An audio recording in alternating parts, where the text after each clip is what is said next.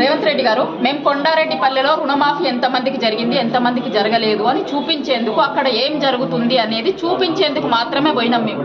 నిజంగా రుణమాఫీ జరిగితే జరిగినోళ్ళు జరిగిందని చెప్తారు, జరగనోళ్ళు జరగలేదని చెప్తారు. దానికోసం మీకు ఎందుకంటే అంత భయం? జర్నలిస్టులను ఆపాల్సినటువంటి అవసరం ఎందుకు వచ్చింది మీకు?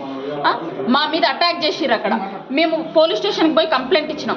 మధ్యలో ఫీడ్ కోసం ఆగి వస్తూ ఉంటే 2 బండ్లు మమ్మల్ని ఫాలో అయినాయి. మధ్యలో వెళ్దండి పోలీస్ స్టేషన్కి వచ్చి ఆగడం జరిగింది. ఇక్కడ పోలీస్ స్టేషన్లో కూడా పోలీస్ స్టేషన్లకి లోపలికి ఎంటర్ అవుతున్నప్పుడు చెయ్యి ఇట్లా నా మీదకి కొట్టడానికి వచ్చిండు.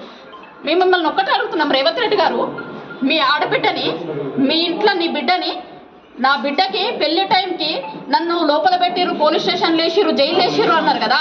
మీ బిడ్డ ఏజ్ ఉన్న పిల్లలమే కదా, మేమిద్దరం కూడా మీ బిడ్డ ఏజ్ ఉన్న ఆడబిడ్డలమే కదా. ఆడబిడ్డలకు ఇదా మీరు ఇచ్చేది? మీ ఇంటి ఆడబిడ్డకు ఒక రూలు, బయట ఆడబిడ్డలకు ఒక రూలా? మీరు రాష్ట్రం మొత్తంకి సీఎం కదా, మీరు రాష్ట్రానికి సీఎం కదా. ఆడపిల్లల్ని కాపాడాల్సినటువంటి బాధ్యత మీ మీద ఉంది కదా.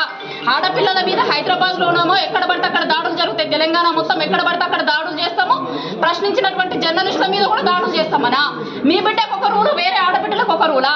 మేము కూడా తెలంగాణ ఆడబిడ్డలమే కదా.